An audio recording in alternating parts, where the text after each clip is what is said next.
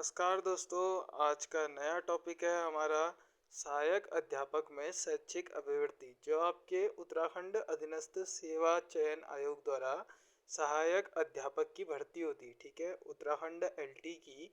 उसमें आपका 30 मार्क्स का क्या पूछा जाता है? Teaching aptitude. 10 से 5 मार्क्स का आपका रीजनिंग और 10 मार्क्स का आपका जीके। ठीक है, उत्तराखंड से रिलेटेड। और 50 मार्क्स आपके सब्जेक्ट रिलेटेड होते हैं। तो जो आपका टीचिंग एप्टीट्यूड होता है सारे सब्जेक्ट के लिए कंपलसरी होता है। ठीक है, इसका हम बेसिक से देखेंगे। यदि आप चैनल में पहली बार आए हैं तो बीजे एजुकेशन के चैनल को सब्सक्राइब करें। इसमें आपको उत्तराखंड एलटी के लिए, ठीक है, एलटी के लिए सारी सब्जेक्ट आपका केमिस्ट्री रहेगा और शैक्षिक अभिवृत्ति आपके सारे सब्जेक्ट के रहेंगे। ठीक है, आज हम शैक्षिक अभिवृत्ति के कुछ पॉइंट्स देखेंगे, जिसका पहला टॉपिक है शिक्षा शास्त्र और दर्शन शास्त्र। चलिए शुरू करते हैं।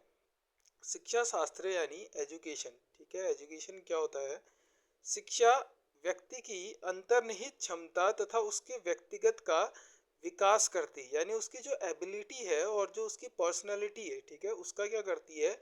विकास करने की ही जो प्रक्रिया है उसी को हम क्या कहते हैं?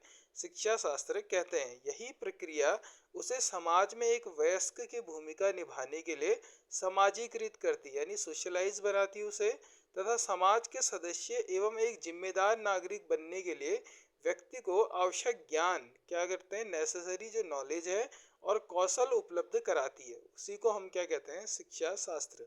जैसे हमें पहले हम ABCD सीखते हैं, धीरे धीरे हम ABCD से फिर हम लेटर्स से वर्ड बनाते हैं, वर्ड से सेंटेंस। अगर हम मैथ की बात करें, नॉर्मल पहले हम प्लस माइनस, उसके बाद हम फिर साइन कॉस थीटा। तो हमारी जो एबिलिटी थी उसमें क्या बोलते हैं? बढ़ावा करती है। ठीक है, उसको बढ़ाती है, उसको निखारने का प्रयास करती है। कौन करती है? शिक्षा करती है। तो शिक्षा शास्त्र में हमने ये देखा। इससे रिलेटेड कुछ जो आपके फिलोसफर थे उन्होंने अपने परिभाषाएं दी, उनको देखते हैं। जिसमें पहली परिभाषा थी महात्मा गांधी के अनुसार, शिक्षा से तात्पर्य बालक और मनुष्य के शरीर, मन तथा आत्मा के सर्वांगीण एवं सर्वोत्कृष्ट विकास से है। ठीक है, तो महात्मा गांधी ने कहा कि मनुष्य का जब शरीर, मन और आत्मा का विकास होगा तभी उसे हम क्या कहेंगे? शिक्षा कहेंगे। और स्वामी विवेकानंद के अनुसार था, मनुष्य के अंतर्निहित पूर्णता को अभिव्यक्त करना ही क्या है? शिक्षा। यानी मनुष्य के अंदर जो भी चल रहा है अगर वो उसको अभिव्यक्त कर पा रहा है, जिसके द्वारा किया जा रहा है, वही क्या है? शिक्षा कहलाती है। ठीक है, फिर आता है आपका दर्शन शास्त्र यानी फिलॉसफी। दर्शन जो आपका वर्ड है उसका मतलब होता है ज्ञान का प्रेम। क्या होता है? ज्ञान का प्रेम। अर्थात दर्शन एक ऐसी गतिविधि है जिसमें लोग एक दूसरे के साथ अपने संबंधों के बारे में बुनियादी सच्चाइयों को समझते हैं।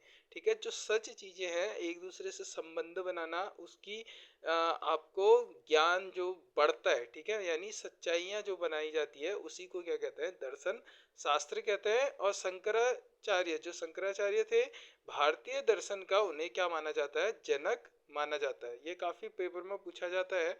ठीक है, शंकराचार्य को भारतीय दर्शन का जनक माना जाता है।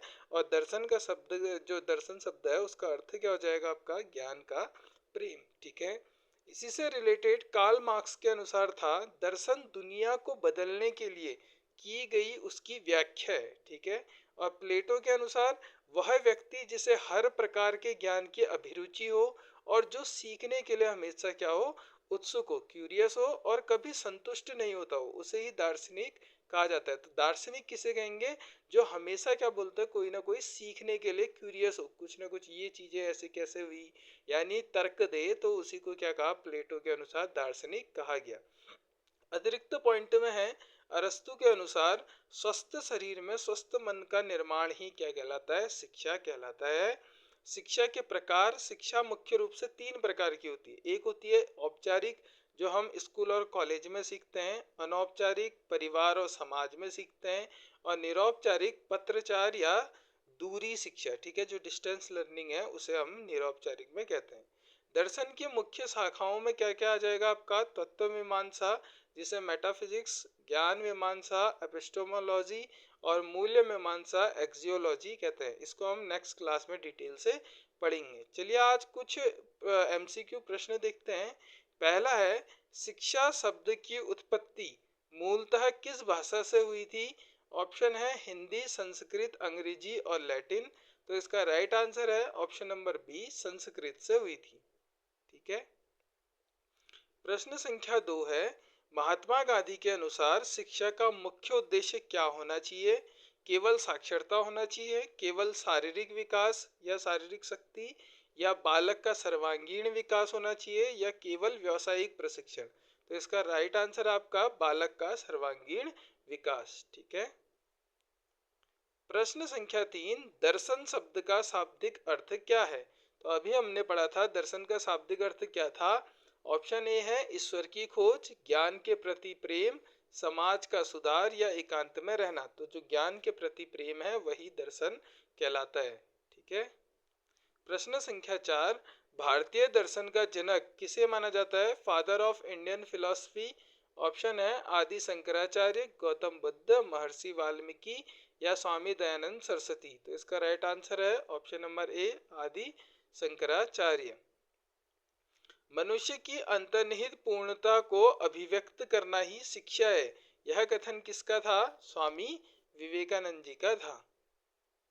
ठीक है। प्रश्न संख्या 6 है, प्लेटो के अनुसार एक वास्तविक दार्शनिक वह है जो बहुत अधिक धन संचय करे, जिसे हर प्रकार के ज्ञान की अभिरुचि हो, जो समाज से अलग रहे, जो केवल राजनीति करे। तो इसका right answer option number B, जिसे हर प्रकार के ज्ञान की अभिरुचि हो और वो क्यूरियस हो हर चीज जानने के लिए। ठीक है। प्रश्न संख्या 7, कार्ल मार्क्स ने दर्शन शास्त्र को किस रूप में परिभाषित किया? केवल ईश्वर की व्याख्या, दुनिया को बदलने के लिए की गई व्याख्या, एक काल्पनिक कहानी या आत्मा का अध्ययन? तो कार्ल मार्क्स ने कहा था कि जो दुनिया को बदलने के लिए की गई व्याख्या है वही आपकी क्या है? दर्शन शास्त्र है। ठीक है। प्रश्न संख्या 8, स्वस्थ शरीर में स्वस्थ मन का निर्माण ही शिक्षा है, यह प्रसिद्ध परिभाषा किसने दी थी? जॉन डीवी, सुकरात, अरस्तु या रूसो? तो इसका राइट आंसर है आपका ऑप्शन नंबर सी, अरस्तु। ठीक है। प्रश्न संख्या 9, शिक्षा की प्रक्रिया व्यक्ति को समाज में क्या बनाने में मदद करती है? केवल एक कुशल श्रमिक, एक जिम्मेदार और समाजीकृत नागरिक, एक स्वार्थी व्यक्ति या केवल एक धनवान व्यक्ति? तो जो आपकी शिक्षा होती है एक जिम्मेदार और समाजीकृत नागरिक बनाती है। प्रश्न संख्या 10, दर्शन शास्त्र की वह शाखा जो सत्य की प्रकृति का अध्ययन करती है क्या कहलाती है आपकी? ऑप्शन है आपके तत्व मीमांसा, नीति शास्त्र, तर्क शास्त्र या सौंदर्य शास्त्र? तो इसका राइट आंसर है ऑप्शन नंबर ए, तत्व मीमांसा। ठीक है। आज हमने बेसिक क्वेश्चंस देखे और हमारा जो था आपका आज का शिक्षा शास्त्र और दर्शन शास्त्र उसका हमने बेसिक कंसेप्ट्स पढ़ा। आगे हम इसी में जो आपके नए वीडियो आएंगे उसमें हम धीरे धीरे इजी टू मॉडरेट लेवल फिर हार्ड लेवल तक जाएंगे। यदि चैनल में पहली बार आए हैं तो चैनल को सब्सक्राइब करें। वीडियो थोड़ा भी इंफॉर्मेटिव रहा है तो ज़्यादा से ज़्यादा शेयर करें। मिलते हैं नेक्स्ट वीडियो में, तब तक के लिए अपना ध्यान रखें।